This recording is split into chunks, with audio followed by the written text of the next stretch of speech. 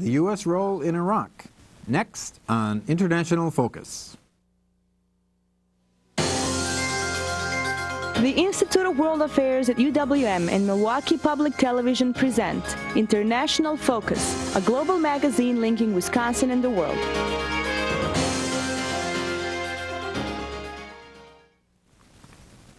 Welcome to International Focus. I'm Doug Savage, Assistant Director of the Institute of World Affairs at UWM. On the top of the next American president's agenda will be U.S. policy in Iraq. Much of the debate in this country focuses on geostrategic implications of various policy options. The impact of the war on the lives of the Iraqi people is less discussed. To be successful, the U.S. role going forward must take into account not only the strategic dimensions of the conflict, but also the need to build a functioning society for average Iraqis.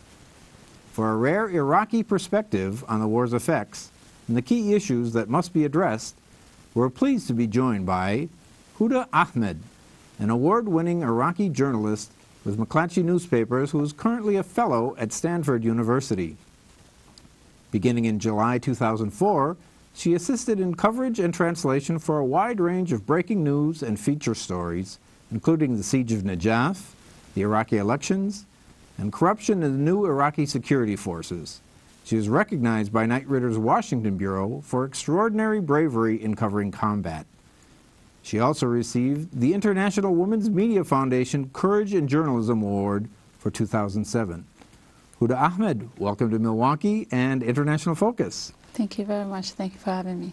Well, I'd like to begin with just a few milestones in the U.S. involvement in Iraq and get your sense of what the popular spirit was, the feelings among people. First of all, what about the run-up to the March '03 invasion? What was the mood on the streets? The Iraqis at that time, they were going through their work, their usual routine activities.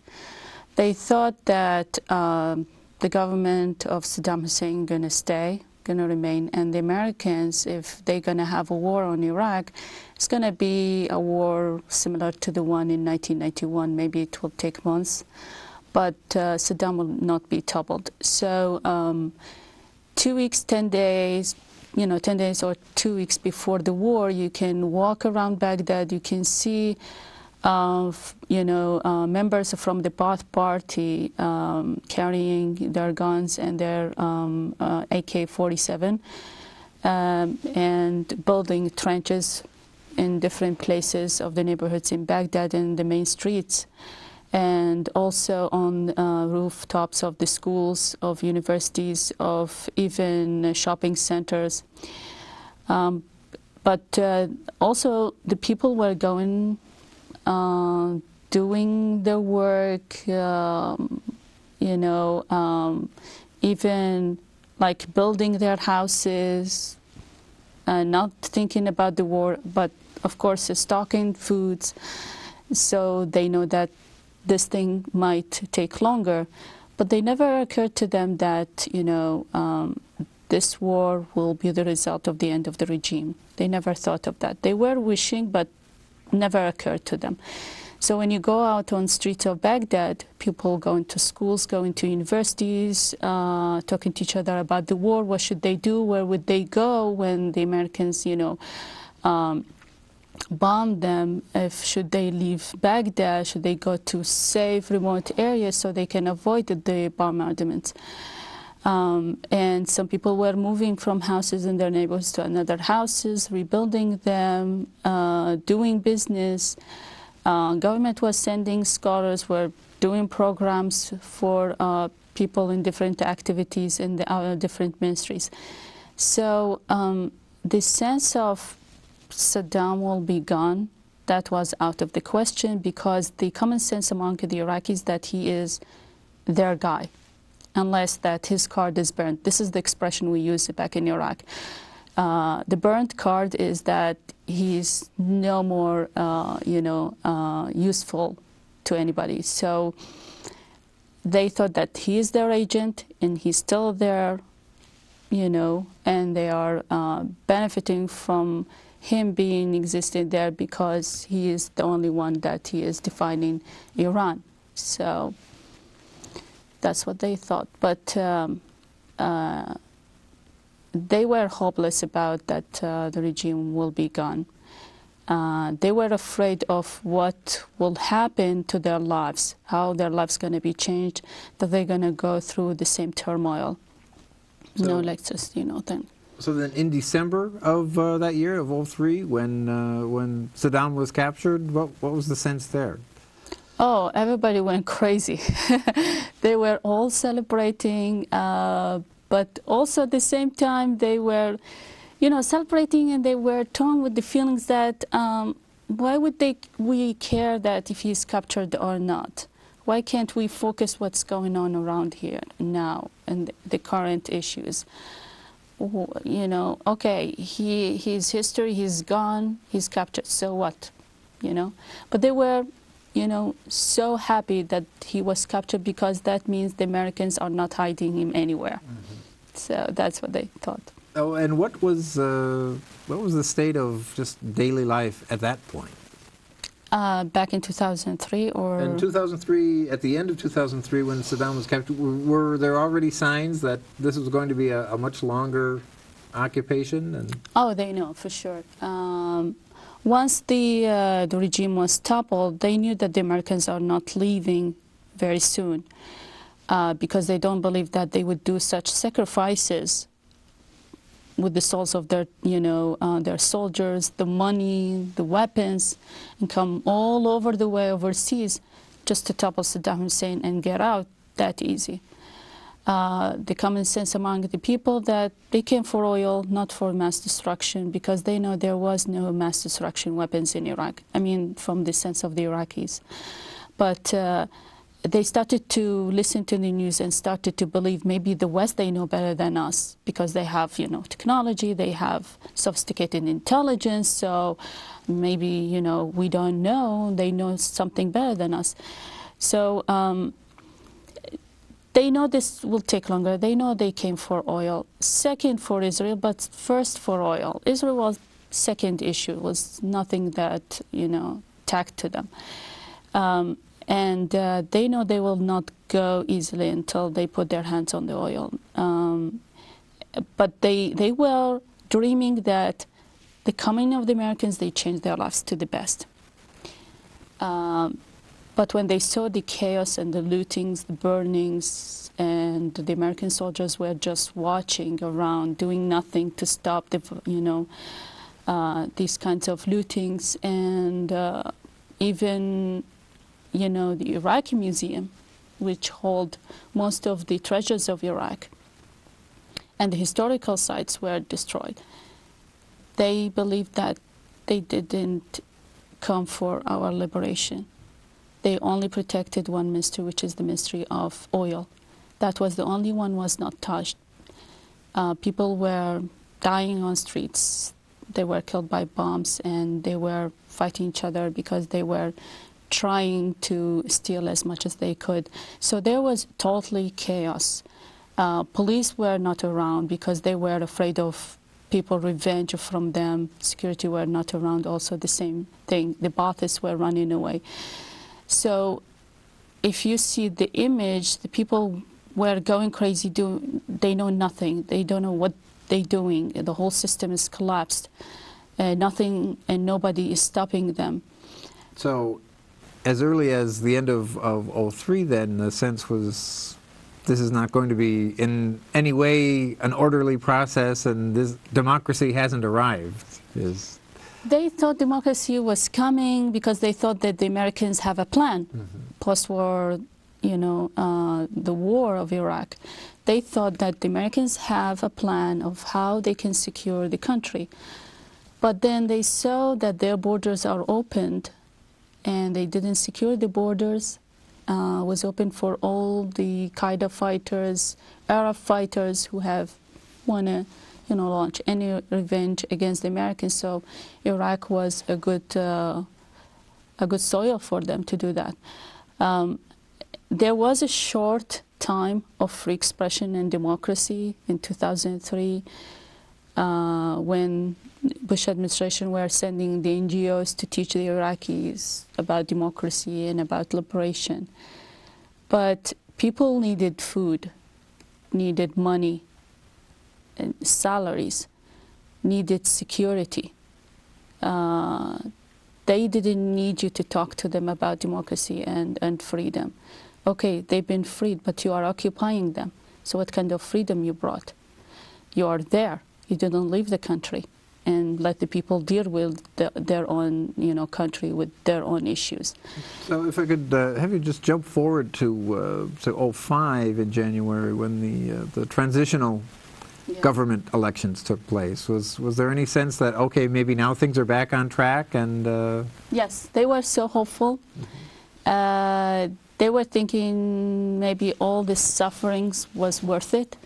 Okay, we are starting and it's, back on our feet. We have now a democratic elections. So yeah, why not? Let's give a chance. Let's forget about what happened 2003, 2004, and let's focus on this. So everybody was happy going on elections. But before the elections, the political parties didn't have any political slate. If you go to any political party, they don't know the program they want to produce to the people. They didn't show up on TV to tell them, hey, this is my program, this is my slate, that's what I want to do. All you can see on street is the posters of every party, just 3-4 words with their pictures. People didn't know most of them. They knew maybe 1 or 2 because of their families, because they were very known struggling families against the regime at that time, and many of their members were executed. So people feel favored to them because they struggled and they were trying to change the regime at that time. But they were using religious signals to, to let the people go and vote. So, for instance, I once happened in one of the Shia mosques. One of the sheikhs said, if you don't, vote for this Shia bloc, which is one of the biggest Shia bloc in the parliament, you will face God in the judgment day. So when we talk to them, what do you mean by that? That, you are asking the husband to separate from his wife if she doesn't vote for the same party he's voting and all stuff. So they were using these kind of signals. The same thing that the elections were not good because most of these Sunnis, were under the Qaeda control, so they were so scared to go for voting. Besides, they didn't have their representatives because their representatives in the Sunni political parties believed that there will be no democratic elections under the occupations. So I'm going to stop you right there. I'd like to talk a bit after our break about the Constitution. To our viewers, we'll be right back with International Focus. The Institute of World Affairs presents our community with a range of public programs relating to global issues, U.S. foreign policy, and the world economy. For more information about the Institute of World Affairs, call 414-229-3220 or visit our website at www.iwa.uwm.edu.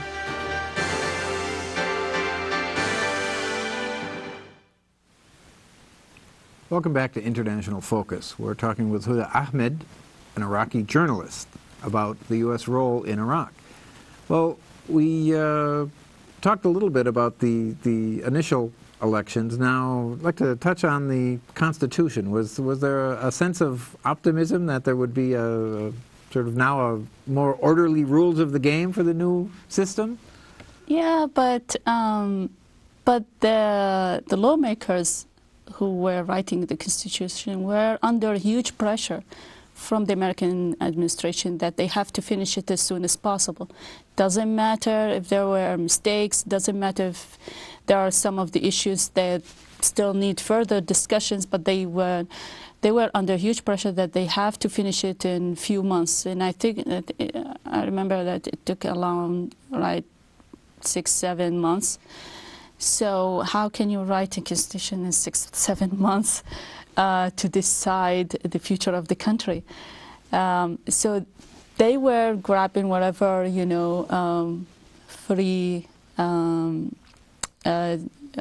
acts of or decrees they can get from the West, and they try to put it in one flask that can be adopted or adjusted with the people.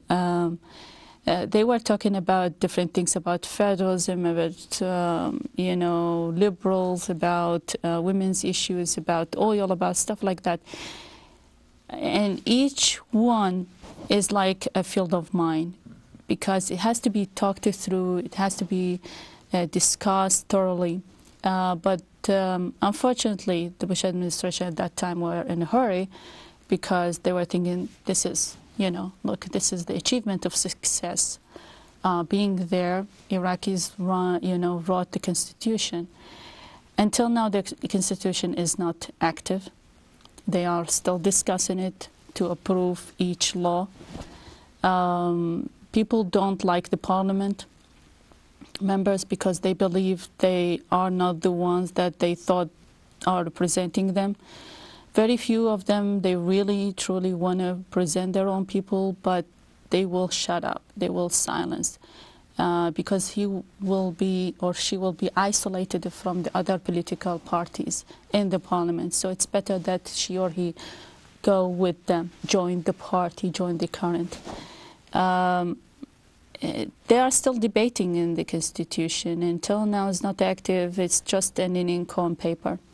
So people lost faith in the parliament. They want to change them, and they want to replace them with much more effective and qualified people. Well, let's talk a little bit about that. If there's no faith in the current elected officials, what could be done? I mean, is there any proposals on the table to create a government that people might be a little more trusting in?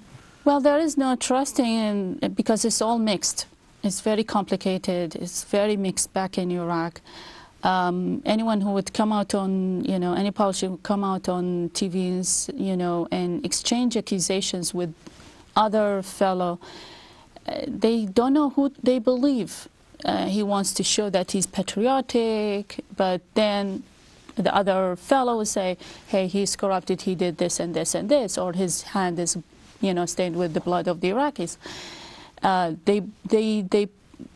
They torn the people. Watching Sunni and Shias and Kurds on TV exchanging, you know, accusations. Who is with the militia and who is fighting the Iraqis and who is not looking for the interest of Iraqis and who is collaborator with the occupier and blah, blah, blah, blah.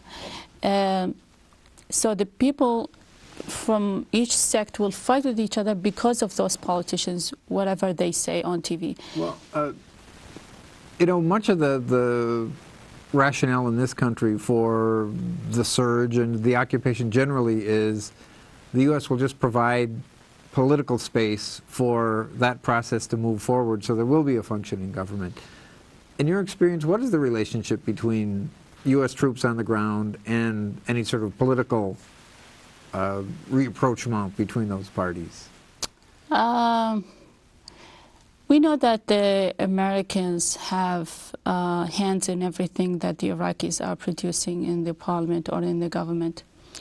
There were some of the, even if they are working in the back scenes, but they have a hand. And the Iraqis believe that these are the creation of the Americans, why the lawmakers are doing this or that in regard of the constitution or the government. They believe that the Americans brought those people. They are their puppets allied to the Americans. They will serve them, they will do whatever they ask them to do. So they are, you know, frustrated, but at the same time, they cannot give up on this government because they are afraid of what is coming next. Maybe it's going to be worse.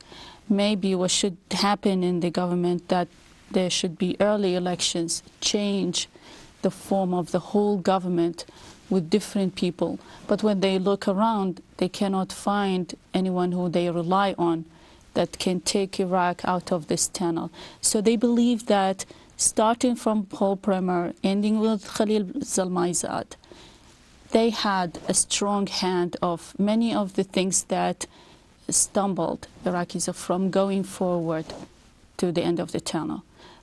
They were, participating in every issue. They were there in everything that Iraqis would like to do. And at first they would refuse because it's not in the interest of the Americans. Iraqis were thinking of a different angle, that this will help reconciliation, for instance. This will help to bring safety to the country. But then they will be rejected by the Americans because they believe this is not working. So the sense is the sort of political progress the Americans are looking for is on American terms and not necessarily what the Iraqis would. Yes, yes. Well, I'd like to shift gears a little bit and talk a little bit about what all of this means in terms of just daily life, this lack of a functioning government. For the average Iraqi who wants to feed his family and have a decent life. They give up decent life because they started to lose faith even in their religion. If he has to stay honest, he's a good Muslim. That he shouldn't be cheating, he shouldn't be stealing, he shouldn't be killing to get money, stuff like that, or bomb people so he get money to feed his family. But then they started to adopt this. At the beginning, they would refuse to join any of the armed groups to fight even the Americans. But when they found themselves in unemployment for a long time, and there is no honest job that he can, take, so why not join these armed groups? First, they will start it with patriotic, principles, that it's good cause to fight the Americans because they are avenging from them for what they did, the miseries and the sufferings they brought to the Iraqis. But he doesn't realize that once he joined these armed groups, he cannot get out as easy as he joined them. They will give him money, they will give him support, but not to leave them. It's kind of mafia. So the ordinary citizen, starting with the shop owner, ending with academics, they're all suffering the same thing. The weak of the Iraqi standard, which is now started to raise, but at the same time, there is the inflation we have. There is the huge amount of poverty around the country, misfunction of the government, misfunction of the infrastructure, no electricity, the expensive prices of different things, starting with food, starting with gas to provide the houses with for the generators so they can have electricity, because they cannot rely on electricity because it comes only once a day, which is 1 hour a day, and they don't know which hour, which time of the day. So many of those people, they lost their electrical appliances because they have to switch from national electricity to generator. Many of these families couldn't afford to buy gasoline so they can, turn on their generators, because it became very expensive, comparing with their salaries. So they see themselves that they are fought from different sides, from the government, from the Americans. They are in between. Paralyzed life in Iraq, no reconstruction. There's only destruction back there. Promising projects from the government with huge amount of budgets every year, but no function, nothing. People want to see this in their own eyes, that there is reconstruction, that there is infrastructure. Why we are a rich country with oil and we cannot have electricity, we cannot have decent water to our houses? Why can't we have decent health care to us? Why can't we have, you know, decent education? So the ordinary Iraqi citizen have to fight his or her way through all these steps, starting from leaving the house, securing their children. If she or he leaving their children in the house, who's going to take care of them? If they're going to send them to schools or universities, will they be kidnapped? Will they be killed? Will they be bombed? For different reasons. If they go to work, they have to think about, if not, they're going to get killed during their way to work, the parents.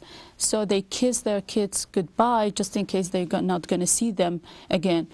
Going to work, if at work they've been attacked by militia or by organized crimes units, what will happen? Who's going to feed those children? Because, of course, she or he the only supporter. Well, I'm afraid we're just about out of time, but I'd like to thank you for giving us a sense of what the lives of the daily lives of the Iraqis is, and perhaps this will be a lesson for our next American president that there are more than military issues to consider in all of this. Hopefully. Hopefully that they will use political diplomatic solutions instead of using excessive force. Well, Huda Ahmed, thank you for coming to International Focus. To our viewers, we'll see you next time.